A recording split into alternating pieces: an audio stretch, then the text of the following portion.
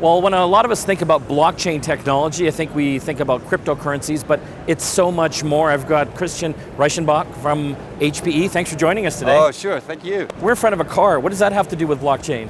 Well, a lot. You know, a car today is equipped with 120 to 140 sensors that's capturing everything that happens in our environment.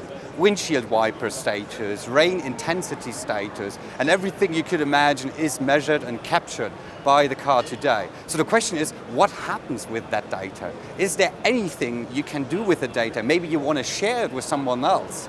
So actually, data is an asset. And if you want to share an asset, maybe blockchain can help you to secure that sharing transaction. Well, that's important, obviously, because when it comes to data in the car, not only is there privacy, but there's security and safety issues as well. For sure. You have to think about that this data is like the new gold, right? In our digital era we are living in. So how you want to secure that, the gold, and how you want to transact and exchange that gold. And you can use a middleman, but then the question is that the right architecture for a global digital economy? Or if you want to use a more distributed technology like blockchain to make that exchange able and happen in terms of sharing the data between peers, customers, partners, and so on. So how does this all work? You guys are partnered with, I believe, Continental on this? Yeah. So, you know, HPE and Continental formed a strategic partnership roughly 2 years ago, because we share the same vision how the mobility industry will evolve. So Continental focused on the future of mobility. HPE want to advance how the people live and work. So we share the same vision. It's a perfect fit. Today, most of the OEMs, the car manufacturers, have only access to the data pool of their own fleet. And now think about that you are a premium brand and you might not have millions of cars on the road, or in a specific country, you only have a few. So if you only have access to your own data pool, you might not be able to provide the groundbreaking new mobility service to your drivers.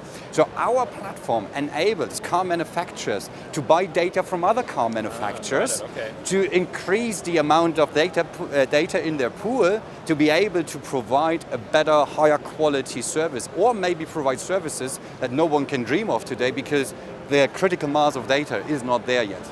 Well, it's interesting. So Lexus, for example, might not have a lot of cars on the road in Nigeria, so now they can go and buy that data to help improve their cars. That's right, and we've done it on an ad hoc contracting base. Again, blockchain and the smart contract technology enables us here to make it really purposeful for a specific region or for a specific sensor that you might interested as a car manufacturer, and buy that for a specific time. With our eBay-like marketplace for vehicle data, you can just go onto the platform, go zoom into a specific region, select a specific car manufacturer and their data that they are offering, and subscribe to the data stream. And efficient, secured, worldwide available with blockchain technology.